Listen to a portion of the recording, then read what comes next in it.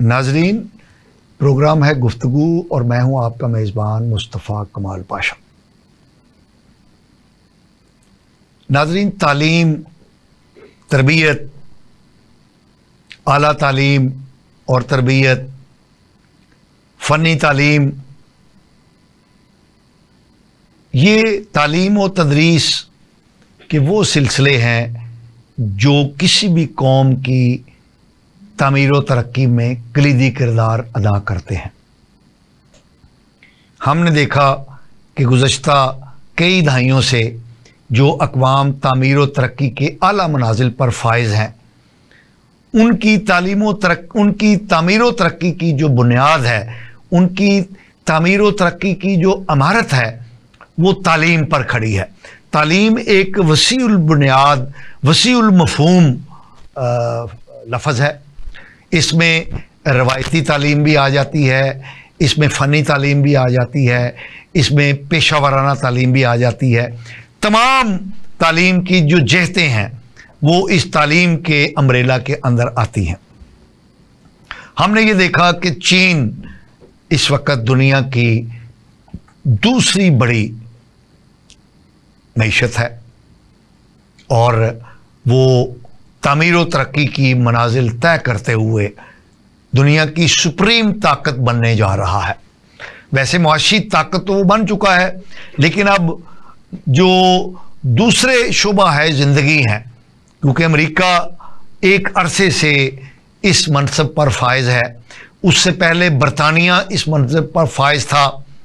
तो ये जो सफ़ेद इंसान के गलबे की दास्तान थी, वो अब लगता है कि ख़त्म होने जा रही है और चीन ने तालीम के ज़रिए अपनी मईशत को आगे बढ़ाया और फिर वो अपने मुआशरे के तमाम शुबाए ज़िंदगी पर तामीर व तरक्की को उसने गालिब करके तो दुनिया की दूसरी बड़ी ताकत के तौर पर अपना लोहा मनवा लिया है।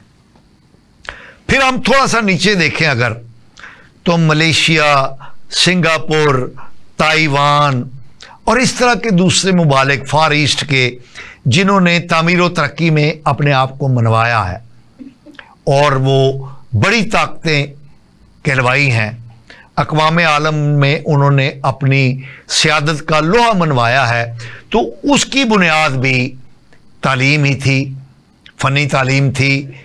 उसके ज़रिए उन्होंने अपनी तरक्की की बुनियादें कायम की। मैं चलते चलते बता दूं कि 60 की दहाई में जिस वक़्त चीन में सकाफ़ती इनकलाब आया और उन्होंने तय किया कि हम दुनिया की अजीम कौम बनेंगे। वैसे तो चीनी तहजीब के एतबार से एक अजीम कौम रहे हैं, लेकिन गुज़श्ता से पेवस्ता सदी में बरतानिया ने एक अफीमी जंग के ज़रिए, ओपियम वॉर के ज़रिए चीन को अफीमी कौम बना दिया था। लेकिन 60 की दहाई में चीनी कौम ने यह तय किया, चीन की क़यादत ने यह तय किया कि हम दुनिया की अजीम कौम बनेंगे।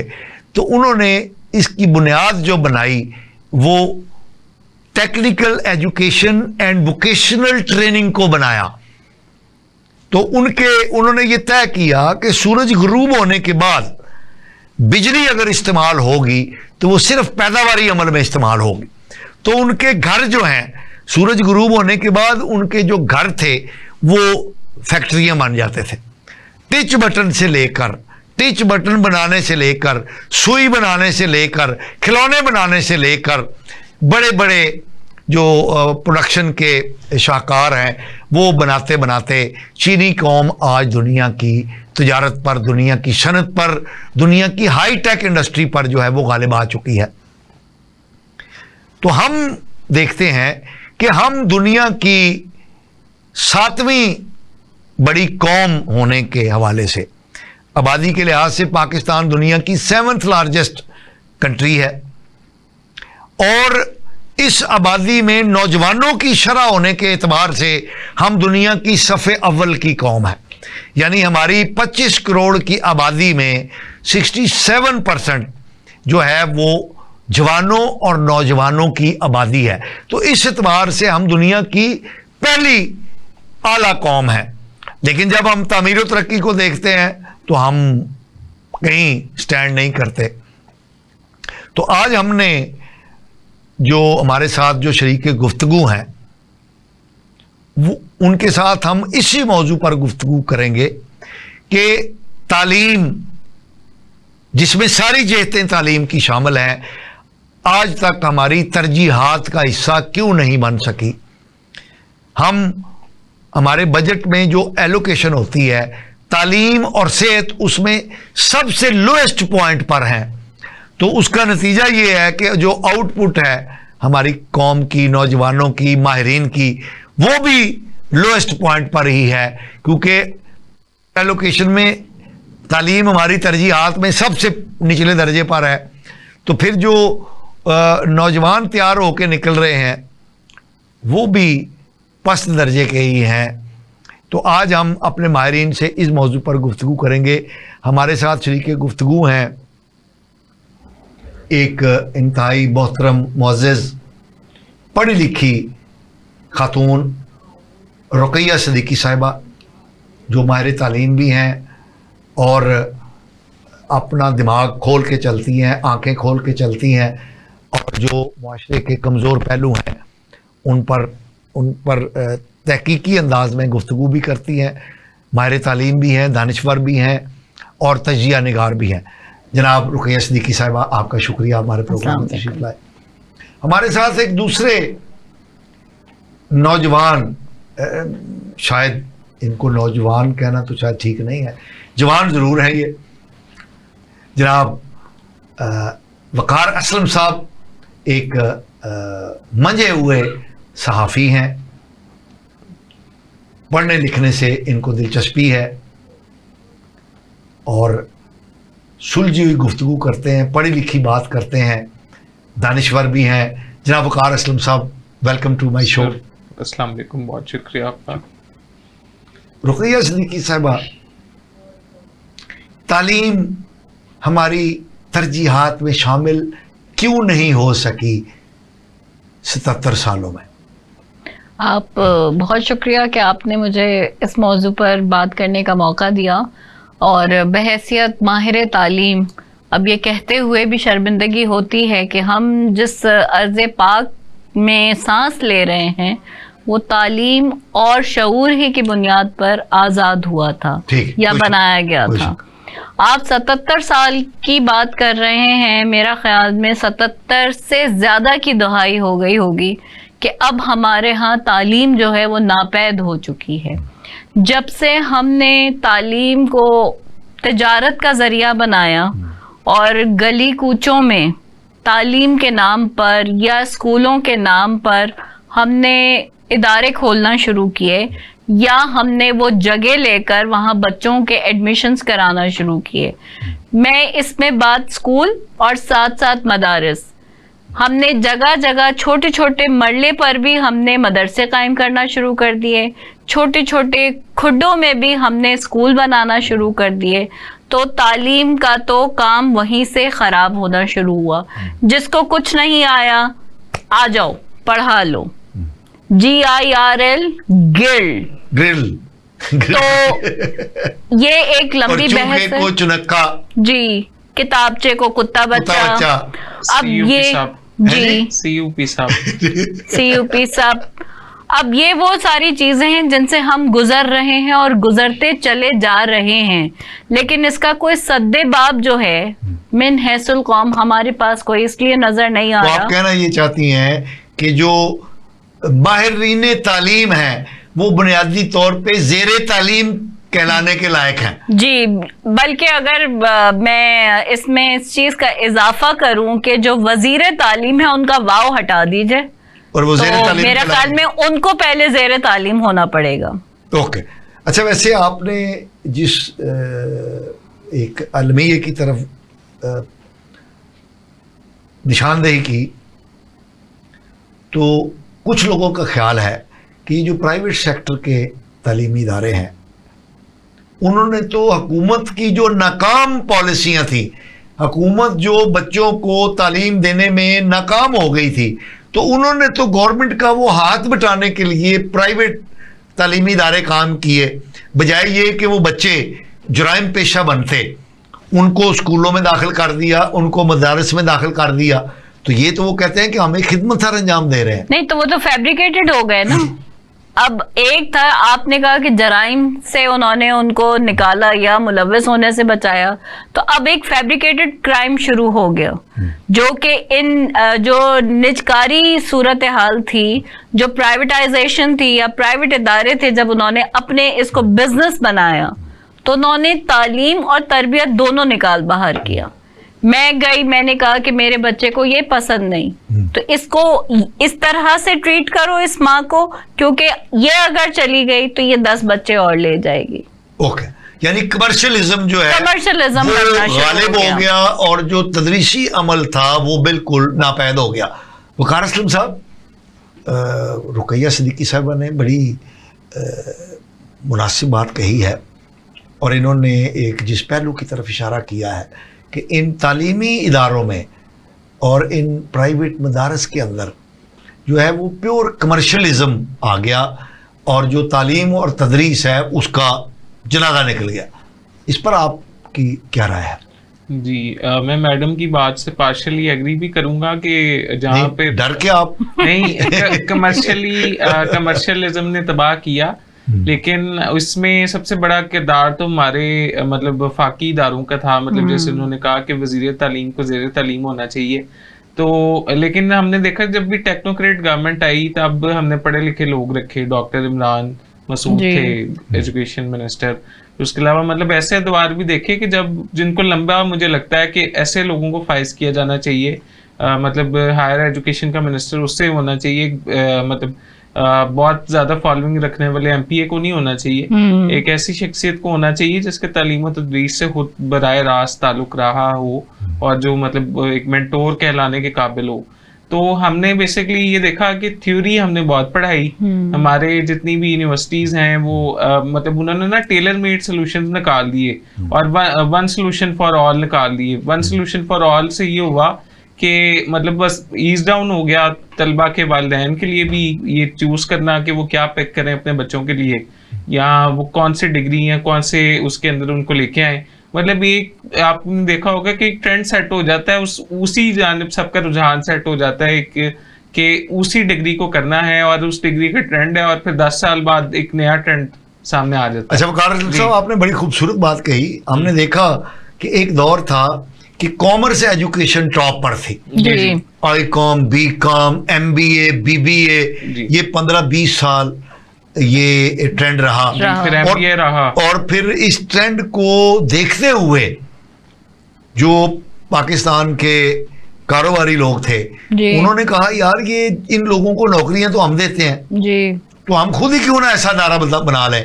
तो फिर लम्स जो है वो कायम हुआ और रम्ज ने उन्होंने, और वो एक एग्जेम्पलरी इदारे के तौर पर हमारे नेशनल एजुकेशनल लैंडस्केप पर उभरा। बेशक। लेकिन हम देखते हैं कि वो भी इस शोबे से निकल के, यानी जो एजुकेशनल एक्सीलेंस थी उससे निकल के उन्होंने भी कारोबारी अंदाज में, लेकिन वो कम से कम इंक्यूबेशन सेंटर्स तो उन्होंने खोले हैं ना, मतलब उन्होंने अगर एक सिर्फ थ्योरी पे तो नहीं लटकाया हुआ बाकी। लेकिन मेरा यहाँ पर आपसे सवाल ये है कि अगर आप जैसे की मिसाल दे रहे हैं या आप की मिसाल देते हैं, यहाँ जो निसाब पढ़ाया जा रहा है वो डॉलर के बारे में बताया जा रहा है, आप पढ़ाएं, मैं मना नहीं करे, लेकिन रुपये की कीमत कहाँ है? आपका निसाब तो सारा बाहर का फैब्रिकेट किया हुआ है। जब वो बच्चा निकलकर आपके अपनी दुनिया में कदम रखता है तो ना वो थ्योरी उसके काम आती है, क्योंकि वहां जो बिजनेसमैन बैठा हुआ है, यहाँ जो बिजनेसमैन बैठा हुआ है वो अपने विजन से बिजनेस चला रहा है, वो अपनी डिग्री के जरिए बिजनेस नहीं चला रहा। आपने खूबसूरत बात कही। नाजरीन, रुकैया सिद्दीकी साहिबा ने विजन की बात की, तो मैं आपको बताता चलूं कि इस वक्त दुनिया के जो कारोबार हैं, चाहे वो सनती शोबा है, चाहे वो बैंकारी का शोबा है, चाहे वो असला साजी का शोबा है, चाहे वो फिल्म का शोबा है, आप दुनिया में किसी भी गालिब शोबे का नाम लें तो उस पर यहूदी ज़हन जो है वो हमें गालिब नजर आता है। बेशक। तादाद में यहूदी कम नहीं है, कम तरीन है। ऐसे ही तादाद के एतबार से वो कम नहीं है, बल्कि नहीं। कम तरीन है, कैप्चर लेकिन वो किया अपनी उन्होंने। किससे, मैडम ने जिसका जिक्र किया कि अपनी तालीम से नहीं बल्कि अपने सोच से, मंसूबा बंदी से, मनसूबा बंदी से, वैसे वो जिसको तालीम आप- भी हासिल करते हैं जी। लेकिन उनका जो फहमो फरासत है उसके जरिए उन्होंने तादाद में कम तरीन होने के बावजूद पूरी दुनिया की मईशत, मुआशरत, सियासत और समाजियात पर गलबा हासिल किया हुआ है। और अनफॉर्चुनेटली हम पाकिस्तानी तादाद में 250 मिलियन होने के बावजूद, यूथ 67% होने के बावजूद हम एक एक डॉलर को तरस रहे हैं। और हमारी जामियात जो हैं वो बेरोजगारों का एक हजूम जो है वो हर साल पैदा करके तो मार्केट में भेज रहे हैं। नाजरीन, ये जैसे हमने जिक्र किया कि 20, 25, 30 साल पहले आई.कॉम, बी.कॉम, MBA, BBA का दौर था। फिर हमने देखा कि दौर आया इसका MBBS का, उस पे दौड़ लग गई और हम देखते हैं कि एक MBBS जो है वो तकरीबन 1 करोड़ रुपए में होता है। शुरू हो और गया। माँ बाप की यानी पहली और आखिरी जो ख्वाहिश होती है अपने बेटे या बेटी के लिए कि पुत्र साडा डॉक्टर बन जाए, फिर उसके बाद हाउस जॉब कहीं नहीं मिलती उन्हें। उसको फिर हाउस जॉब नहीं मिलती। और अगर मिल जाए तो 32 से 30 हजार रुपए में उसकी ठीक है, हाउस वो जॉब। कहता है और कि हमारे पास डिजिटल मार्केटिंग में कई डॉक्टर्स काम कर रहे हैं जो कि मतलब कंटेंट ठीक है, और फिर वो गली मोहल्ले में फिरते हैं, उनको नौकरी नहीं मिलती, तो लेकिन वो डॉक्टर बनना चाहते हैं। अब एक नया ट्रेंड आ गया है IT, खैर ये अभी फौरी नया तो नहीं है, ये भी 10-12 साल से चल रहा यही है। सिखाया जा रहा है सर। ID कचरा यहां पर सिखाया जा रहा है।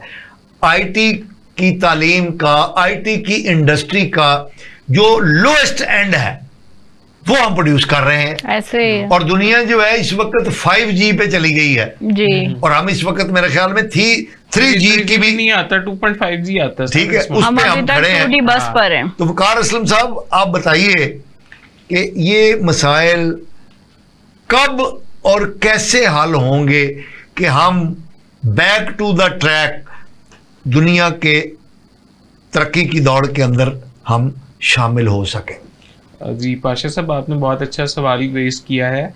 असल में बात यह है कि जो IT सेक्टर का आपने कहा ना कि हम उसका लोएस्ट सिखा रहे हैं, मतलब हम उसको सुपरलेटिव लेवल पे नहीं लेके जा सके। उसकी वजह यह है कि जब आप ChatGPT सिखाने लग जाएंगे, मतलब आप इतना खूह खाते में ले जाएंगे इस मामले को, वो देखिए, कि आप एक बच्चे को क्रिएटिविटी और उसकी प्रॉम्प्ट लिखना इस उसको फोन के सिखाएंगे, अंदर तो वो एक अल्टीमेट दुनिया है। ऐसे ही है। जी। और हमारे बच्चे बच्चियां, अम्मियां अब्बे, अब बच्चे बच्चियां ही नहीं, सिर्फ हाँ। अम्मियां अब्बे भी जो हैं वो भी सिर्फ चैट पर ही रहते हैं। मतलब- यानी हमारी खवातीन 1.5 घंटा गुफ्तगू करती हैं हांडी पे, सालन पे, क्या पकाया है, हाँ। डिजाइन कौन सा आया है, ऐसे। वो पूछेंगे मिस रुकैया ये आपने जो सुर्ख रंग का डिजाइन पहना हुआ है, कौन से ये ब्रांड का? खूबसूरत चादर ली है, कहाँ से ली है, क्या है, ये गुफ्तगू हाँ। होती है। जी। और हमारे नौजवान जो है जी। वो जो करते हैं वो भी और आपको माजरत के साथ क्रैश कोर्सेज के नाम पे बहुत लूटा जा रहा है इस नौजवान नस्ल को ना। मतलब वो लोगों को कहा गया कि स्किल सीखें, आपने थ्योरेटिकल पढ़ा है, अब आप स्किल सीखें, लेकिन स्किल्स ऐसे सिखाए जा रहे हैं, मतलब जो सिखाने वाले होते हैं उनको हम सिखा रहे होते हैं कि उन्होंने कैसे सिखाना है, और वो अपनी वेबसाइट रैंक करवा के हमसे बाद में वो कंपनीज खोल के उसमें मतलब कई नाम है उसमें, वंस कॉमर्स है और मतलब बड़े बड़े इदारे हैं, मैं आप सबका नाम तो नहीं ले सकता, मतलब वो हमारी मजबूरियां यानी ये लो एंड के ही काम जी। हमारे नौजवान कर रहे और हैं, मैं- हाई एंड पे नहीं और है। वो बहुत मतलब डॉलर्स में चार्ज कर रहे हैं उनको ई-कॉमर्स सिखाने में, ड्रॉप शिपिंग सिखाने में, ओह। जो ड्रॉप शिपिंग पाकिस्तान फेल तरीन मुल्क करार पाया है। अमेजोन ने भी वहां से, ईबे ने भी इतनी रिस्ट्रिक्शंस आयद कर दी हैं, क्योंकि मतलब आपके यहाँ पे ना फ्रॉडलेंट जो जी। इदारे हैं ना, Scam वो और- स्कैमर्स जो हैं वो इतने मुतारिक हो जाते हैं कि मुल्क का ऐसा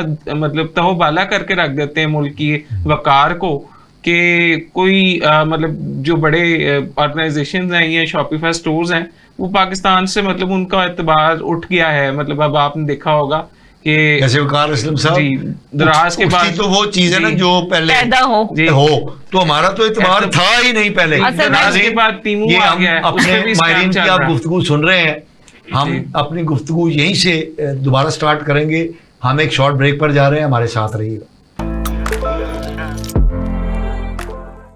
नाज़रीन वेलकम बैक। नाज़रीन हम बात कर रहे हैं तालीमी इन्हतात की और मुआशी तामीर व तरक्की की बुरी सूरत हाल की, और हमारे साथ शरीक गुफ्तगू हैं मुमताज़ माहिर तालीम दानिश्वर रुक़ैया सिद्दीकी साहिबा और मुमताज़ सहाफ़ी तजिया निगार जनाब वकार असलम साहब। जी रुक़ैया सिद्दीकी साहब, वकार असलम साहब ने जो भट्ठा बैठे हुए उसका ज़िक्र किया आईटी सेक्टर का, तो वैसे तो हमारा तालीमी शोबा आईटी सेक्टर उसका ही एक हिस्सा है। तो हुकूमत जो है वो लोएस्ट प्रायोरिटी रख के तालीम के शोबे में एलोकेशन करती है, और उसका नतीजा ये निकलता है कि जो सहूलियात हैं तालीमी शोबे को मिलने वाली वो नहीं है, और हमारा सिलेबस जो है वो अपडेट नहीं होता, टीचर्स की ट्रेनिंग नहीं होती, उनका नॉलेज, उनका स्किल, उनका पढ़ाने की सलाहियत जो है वो मॉडर्न जो ट्रेंड्स हैं उनके साथ लागा नहीं खाता, और फिर उसके नतीजे में जो प्रोडक्ट तैयार होती है वो होती है जो टिकटॉकर बन जाते हैं जी। वो अल्टीमेटली क्या बनते हैं? टिकटॉकर बनते हैं। जिस तरह हमारे सहाफत में हर लड़का लड़की वो पकड़ के माइक और एक कैमरा पकड़ के तो वो अजीम साफ़ी के तौर पर काम शुरू कर देता है, और उसका नतीजा ये है कि हमारे मुआशरे में जो अबतरी फैली हुई है। वैसे तो वकार असलम साहब इस नौजवानों के ट्रेंड को जो सबसे ज़्यादा इस्तेमाल किया है तकरीब के लिए, वो हमारे एक सियासी जमात है, सियासतदान है, उन्होंने इस ट्रेंड को बहुत, यानी ये सारे टिकटॉकर और जो भी हैं उनको एक रास्ता दिखाया है कि ऐसी तैसी फेरो मुआशरे की। वैसे मुआशरा हमारा पहले भी अच्छा उनसे पहले भी ऐसी की तैसी फिर रही थी। आप 2011 से लेकिन खान साहब ने कुछ ज्यादा जोर दे दिया इस चीज पे ना, कि मतलब सोशल मीडिया का प्रोपेगेंडा, और जब वो इधर गिरे थे एक कंटेनर से और उन्होंने कहा था कि मेरे नौजवानों निकलो, और फिर उस वहां से मतलब वो प्रोपेगेट करना शुरू किया 2011 में। मतलब उसके बाद फिर आपने देखा कि अगर हमारे नौजवानों को शऊर होता, अगर हमारे हुक्मरानों ने इस जिम्मेदारी को समझा होता, वालिदैन ने अपने बच्चों और अपनी बच्चियों को कोई अच्छा बयानिया दिया होता, तो ये नस्ल गुमराह ना होती। तो ये फिर वही वाली बात आ गई ना कि अगर आपने सही पोस्ट पर सही आदमी को तैनात किया होता तो वहां से चीजें सही होना शुरू होती। देखें, हमें एकदम से जाग आती है और हम अपने कमरे से बाहर निकल कर कहते हैं ये कर रहे हैं, ना हमें उसके आगे का पता ना उसके पीछे का पता। अभी जैसे बात हो रही है उनका हायर एजुकेशन या प्राइमरी एजुकेशन या प्री प्राइमरी एजुकेशन, किसी चीज पर हमारा कोई बजट नहीं है। 2 करोड़ बच्चा स्कूलों से बाहर है, यानी जिनको इस वक्त स्कूलों में होना चाहिए वो स्कूलों में नहीं है। असल में हमारे यहाँ जी आपकी बात बिल्कुल ठीक है कि स्कूलों में होना चाहिए। अब स्कूलों को भी कैटेगराइज करना चाहिए था कि ट्रेनिंग स्कूल्स अलग हों, वोकेशनल स्कूल्स अलग हों और स्किल बेस्ड स्कूल अलग हों। मैं पढ़ने में अच्छी नहीं, मेरे पास स्किल्स हैं, आप मुझे स्किल्स सिखाएं। आप देखें ना, चाइना ने अपने बच्चों के साथ क्या किया, हर एक को 2 + 2 = 4 नहीं सिखाया या रट्टोफाइंग नहीं बनाया। उन्होंने क्या किया कि आपके हमारे यहाँ ना किसी का कोई रुझान टेस्ट होता है जिसको हम एप्टीट्यूड टेस्ट कहते हैं। ठीक है, कि इसमें क्या सलाहियत है, क्या सलाहियत है। 17 साल का लड़का या लड़की खड़े होके आप उससे पूछें क्या बनना है, उसको अभी तक ये नहीं पता कि उसने करना क्या है। मैडम 17 साल तो दूर की बात है, आप यूनिवर्सिटियों में जाके देखें कि वहां पर जो आला तालीम हासिल कर रहे हैं लड़कियों को तो बिल्कुल ही पता नहीं होता, लड़कों को भी नहीं पता होता कि भाई क्यों ये तालीम हासिल कर रहे हो आप। जो प्रोफेसर पढ़ा रहा है के बाद अगर आप इंटर्नशिप शुरू करेंगे तो फिर इस तरह ही होगा ना सर। मतलब जब आपको यूनिवर्सिटी साथ साथ एक तरबीती प्रोग्राम नहीं देगी, थ्योरेटिकल ही पढ़ाएगी, और फिर आपको जो ई कॉमर्स गुरुज हैं वो लूटना शुरू कर देंगे महंगे महंगे कोर्सेज बेच के। तो फिर इस तरह ही होगा। जब फिर अभी आपने खुद ही इस बात का जवाब दे दिया कि अगर ऐसे असातिज़ा जो कि पुराने हो चुके हैं, आउटडेटेड हो चुके हैं, जो आपके सिलेबस से मेल नहीं खा रहे, या तो आप सिलेबस बदलें और आप अपने आप को अपडेट करें। देखें, बहुत सारे असातिज़ा ऐसे हैं जो उम्र रसीदा हो गए लेकिन उन्होंने अपने आप को अपडेट कर दिया। आपने जो आज शर्ट पहनी हुई है, क्या आज आपने ये 25 साल पहले पहनी थी? आपने 25 साल पुरानी चीजें आपने डिस्कार्ड कर दी होंगी। हमने आज तक उन असातिज़ा को अपने सीने से लगा के रखा हुआ है, रखें, लेकिन मेरी गुजारिश ये है कि हम उनको अपडेट करें, हम उनको ट्रेनिंग में लेकर आएं और वो इस चीज को मानने के लिए तैयार हों, वो असातिज़ा कि हमें ट्रेनिंग की जरूरत है। जी, हमें लिटरेसी की जरूरत है, हमें आईटी लिटरेट होना पड़ेगा, हमें चढ़ते सूरज के साथ अपने आप को बदलना पड़ेगा।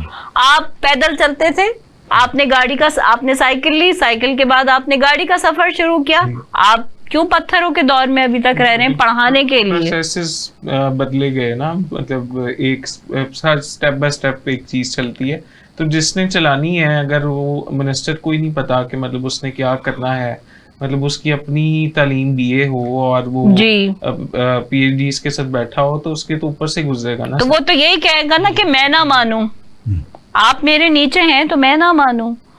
अच्छा, मेरा ख्याल ये है कि ये एक बहुत बड़ा इशू है कि वज़रा को क्या बहुत ज़्यादा तालीम याफ्ता होना चाहिए।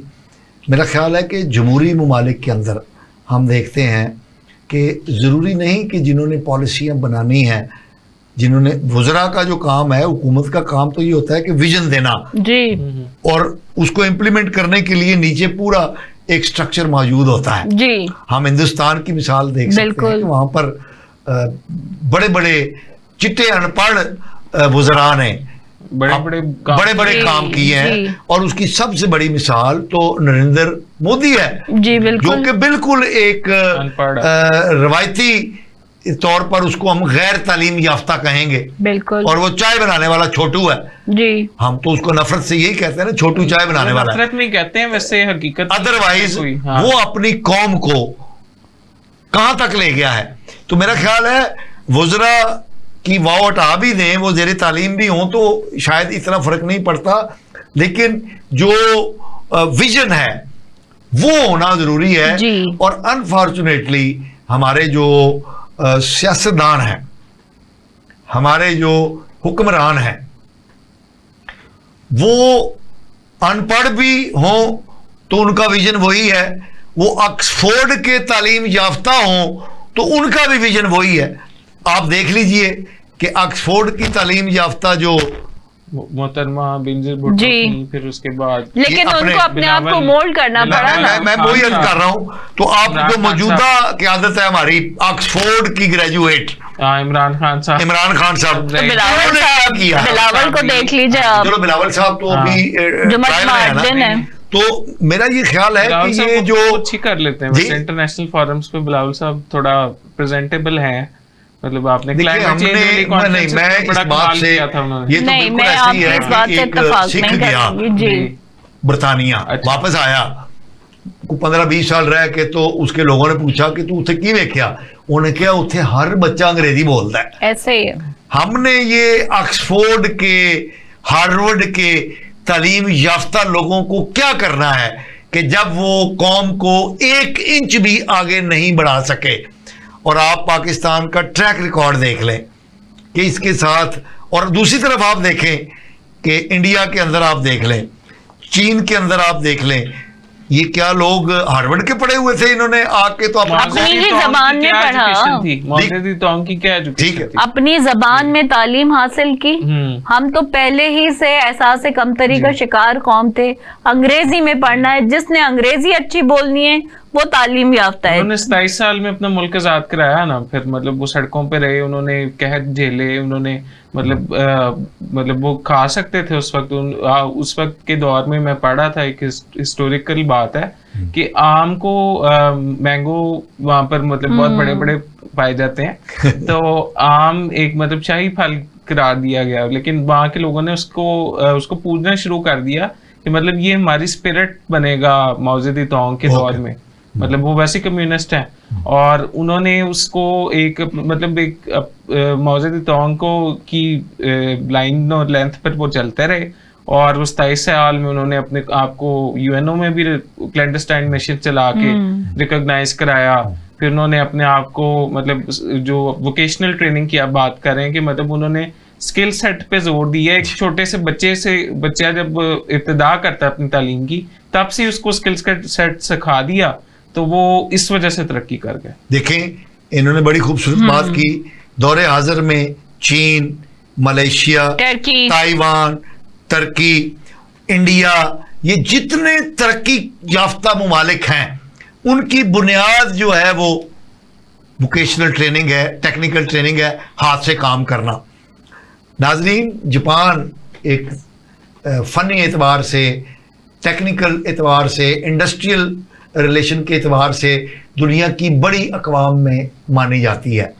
तो आपको पता है कि उनके छोटे बच्चों को क्या क्या सिखाया जाता है? टॉयलेट साफ करना सिखाया जाता है, ट्रैफिक कंट्रोल करना सिखाया जाता है, कमरों की सफाई करना सिखाया जाता है। ये क्या है? कंट्रीज जितनी हैं वो भी करती हैं जी। शेंगन ममालिक, यूरोपियन कंट्रीज जितनी आज आप अपने स्कूलों में ये आप लागू कर दें कि कल से आप डस्टर लेकर आएंगे और मॉपिंग आपने करनी है। पेरेंट्स का जत्थे का जत्था आ जाएगा। आप वो कहते हैं हाँ, बच्चों की तजलील और तज़ीक कर रहे हैं। मतलब हमारे बच्चे मतलब हम फीस देते हैं तो वो ये काम करने के लिए थोड़ी रह गए हैं। तो बात ये है कि आपको वो माइंड सेट चेंज करना पड़ेगा। अगर अच्छा मैडम, अब हम बढ़ते हैं क्योंकि हमारे पास टाइम थोड़ा है।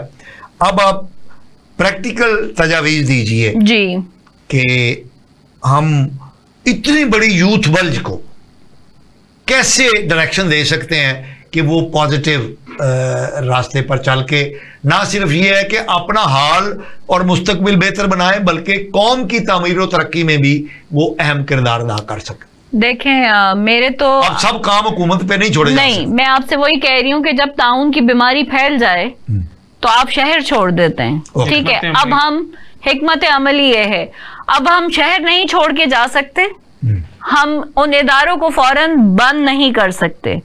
ये किया जा सकता है कि अल्लाह के वास्ते ये जो इदारों के मालिकान है कम से कम एक होकर ऑक्सफोर्ड, फलाना प्रेस, डिमका प्रेस, इसको सबको खत्म करके वन निसाब पर, एक निसाब पर बात तो करें जो कि आपकी अपनी जबान में हो। आप अपनी जबान पर फख्र करना शुरू करें, आप अपनी जबान में तालीम देना शुरू करें, फिर आप देखिए कि हाथ कंगन को आरसी क्या, पढ़े लिखे को फारसी क्या। मैंने जब जैसा कि तारफ में बताया था कि रुकैया सिद्दीकी साहिबा माशाल्लाह बहुत पढ़ी लिखी खातून है, तो इन्होंने जो बातें कही हैं, जुबान की बात की, सिंगल सिलेबस की बात की, वैसे खान साहब इम्प्लीमेंट करने लगे थे, आपने उनको करने नहीं दिया। अच्छा, ये एक चीन में जिस वक्त हेनरी किसिंजर ने 69 क्लैंडस्टाइन मिशन, अच्छा, तो जब वो गए माओ ज़ेदुंग को मिलने के लिए तो उन्होंने देखा कि उसकी लाइब्रेरी में अंग्रेजी की किताबें भी पढ़ी हुई हैं। जी जी। तो उसने पूछा कि ये किताबें रखी हुई हैं, अंग्रेजी आती है? उसने कहा आती है, लिखनी, बोलनी, पढ़नी आती है मुझे और एक्सीलेंस में आती है। तो उसने फिर इंटरप्रेटर से कहा कि फिर मेरे से तुम अंग्रेजी से बात क्यों नहीं करते, ये थ्रू इंटरप्रेटर क्यों बात करते हो? उसने कहा कि मुझे, माओ ज़ेदुंग ने कहा कि मुझे अपनी जुबान पर फख्र है, ऐसे ही मैं अपनी जुबान में ही बात करूंगा तुम। बिल्कुल, मैं आपको ये फख्र अपनी जुबान पे जिसका मोहतरमा जिक्र कर रही हैं, दुनिया की जितनी तरक्की याफ्ता कौमें हैं अपनी जुबान, उन्होंने अपनी जुबान में तालीम तदरीस हासिल की, कौम को अपनी जुबान में तालीम दी और वो तरक्की की मिराज तक पहुंचे। हम आज तक शर्मिंदा हैं। आपकी आज तक किसी एक यूनिवर्सिटी में उर्दू की जबान में कोई टेस्ट नहीं सुप्रीम होता। कोर्ट का जजमेंट थी, मतलब जस्टिस खोसा साहब की जी बहुत साल पहले दी थी उन्होंने, वो आज तक हवा में उड़ा दी आपके इदारों ने। नहीं देखें, बात तो ये है कि 73 के कॉन्स्टिट्यूशन में ये बात लिखी हुई है कि हमारी कौमी जुबान जो है वो उर्दू है। तो उसमें तो मतलब इम्प्लीमेंट सिर्फ करने की बात है। मेरी बेटी ने टर्की जाके 6.5 घंटे का टेस्ट उनकी जबान में दिया है, फिर वहां पर एडमिशन मिला है। तो जब आपका बच्चा जब दूसरे ममालिक में जाकर टेस्ट पास कर सकता है, तो यहाँ पर हमारा अपना बच्चा मैट्रिक तक उर्दू पढ़ेगा, रट्टा लगाएगा और उसको वही पढ़ाया जाएगा। वो कौवा आज तक प्यासा है, वो जो मलका है वो आज तक आजाद नहीं हुई। ठीक है ना। मीर तकी मीर गालिब, आपके जो मसाइल हैं उन पर किताब कहाँ है? कोई हाफी को शामिल करें आपका क्या? किसको जी? तहजीब हाफी। तहजीब हाफी। अच्छा, अब ये एक बात, दो बातें तय हो गई कि हमें अगर अपनी कौम को तामीर और तरक्की की राह पर लाना है तो सबसे पहले तालीम में हम यकसा निसाब लेकर आए, एक बात। दूसरी बात, एक प्लेटफॉर्म पर जमा हो और एक सिलेबस हो जी कॉमन। दूसरा, जो कौमी जुबान है उसको तदरीसी जुबान बनाया जाए जी। और ये बात हमारे आइन में भी दर्ज है और हमारी सुप्रीम कोर्ट ने भी इस पर हुक्म जारी कर रखा है। ये दो बातें मैडम ने तय की। आप वकार असलम साहब बताइए कि हम अपने लाए अमल को कैसे इम्प्लीमेंट कर सकते हैं और वो क्या पॉइंट्स हो सकते हैं जिसके ज़रिए हम अपने नौजवानों को तालीम देकर एक कारआमद शहरी बना सकते हैं। जैसे इन्होंने कहा कि तालीम को अगर बेहतर करना है तो यकसा निसाब और उर्दू कौमी जुबान के साथ चलेंगे। जी मैडम की बात ठीक है कि ग्रास रूट लेवल से चीज़ें ठीक होती हैं। मतलब इस तरह नहीं होता कि आप यूनिवर्सिटी लेवल पे सिर्फ इसको करें, बल्कि जो उन्होंने कहा शुरू में, मैं बड़ा मेरे लिए मतलब वो अल्फाज जो उन्होंने इस्तेमाल किए कि वो वाकई मतलब हकीकत बयान किया उन्होंने कि मतलब खुड्डों में आपने स्कूल खोल दिए, आपने कमर्शलाइजेशन की इंतहा कर दी तालीम में। तो और चलो कमर्शलाइजेशन करनी थी तो उसमें मेयार तो बरकरार रखते ना। मतलब आप हर एक को लाइसेंस दे दिया होता है ना, मतलब जिसको मतलब जो कोई कहीं नहीं चलता उसको कहीं मदरसे में रख लेते हैं या किसी मोहल्ले के स्कूल में भर्ती कर लिया जाता है और वो बच्चों का बेड़ा गर्क करता है अपनी तरह। तो इसमें ये भी पॉइंट है कि मतलब जिस तरह से हमने देखा कि दूसरे जो ममालिक हैं वो किस तरह से वोकेशनल ट्रेनिंग को लेके चल रहे हैं, तो ये अलग-अलग एक तो होना चाहिए था इन इदारों को। उसका तो मतलब वोकेशनल का तो एक टैप्टा आप उसके डीजी रहे, आपने माशाल्लाह आपके अंडर बहुत से डिप्लोमास नौजवानों ने किए और वो अब अच्छी जगह सर्व भी कर रहे होंगे। लेकिन बात यह है कि इसको इब्तदाई उसमें शामिल किया जाना चाहिए। जैसे और इदारे ऐसे बनाने चाहिए जो कि हमारी तरजीहात नहीं रही, हमारी हुक्मरानों की तरजीहात से पॉइंट स्कोरिंग रही है और सिर्फ मतलब वावेला करना रहा है कि हमने ये कर दिया, हमने वो कर दिया। हालांकि मुश्तबा शजाउर रहमान साहब जो हैं वो 2010 से मिनिस्टर रहे हैं एजुकेशन के। मेरी वालदा का तब इंतकाल हुआ था, तब उनसे मेरी मुलाकात हुई, कम उम्री की बात है। तो उनको इतना तजर्बा है, लेकिन मिनिस्ट्री ऑफ एजुकेशन को जिस तरह से चलाना चाहिए वो नहीं चला रहे। नाज़रीन, हमारे माहिरीन ने बड़ी अच्छी गुफ्तगू की, तो मैं भी अपना हिस्सा अगर इसमें ऐड कर दूं, अगर हम अपने मुआशरे के दो अरकान को ठीक कर दें, एक हमारी ख़वातीन और दूसरे असातिज़ा। ख़वातीन के बारे में कहा जाता है कि अगर एक औरत तालीम याफ्ता है तो वो एक नस्ल को तालीम याफ्ता बनाएगी। मैं कहता हूं कि अगर एक औरत की डायरेक्शन ठीक हो जाए, कौमी तरक्की के हवाले से, मुआशरती तरक्की के हवाले से, दीनी फहम के एतबार से, अगर एक औरत राह सिराते मुस्तकीम पर आ जाए तो वो एक पूरी अपनी नस्ल को सिराते मुस्तकीम पर ला सकती है। तो एक औरत वो जो माँ के रूप में है वो अगर उसकी डायरेक्शन ठीक हो जाए। दूसरा, उस्ताद के बारे में कहा जाता है कि जो फिजिकल बाप होता है वो इंसान को, रूह को आसमानों से लेकर जमीन पर लाता है, तो एक इंसान पैदा होता है। उस्ताद जो है वो उसी रूह को स्पिरिचुअली हील करता है, बुलंदी अता करता है, वो जमीन से उठाकर उसको आसमान की बुलंदियों तक ले जाता है। तो ये दो फैक्टर, एक माँ का यानी औरत का फैक्टर, औरत को अगर दीनी तौर पर, तालीमी तौर पर, फहम फरासत के तौर पर शरात मुस्तकीम मिल जाए, और दूसरा उस्ताद को अगर उस्ताद बना दिया जाए, तो मैं ये समझता हूँ कि हमारी जो तामीर व तरक्की का अमल है उसकी इब्तदा हो सकती है। और ये काम कोई मुश्किल नहीं है, सिर्फ आजमाइश शर्त है। जनाब रुकैया सिद्दीकी साहिबा, जनाब वकार असलम साहब, आपका बहुत बहुत शुक्रिया कि आप हमारे प्रोग्राम में तशरीफ़ लाए और हमारे नादरीन को अपने ख्यालात आलिया से मुस्तफ़ीद फरमाए। नादरीन, अपने मेज़बान मुस्तफ़ा कमाल पाशा को अगले प्रोग्राम तक के लिए इजाज़त दीजिए। अल्लाह ने के बाद।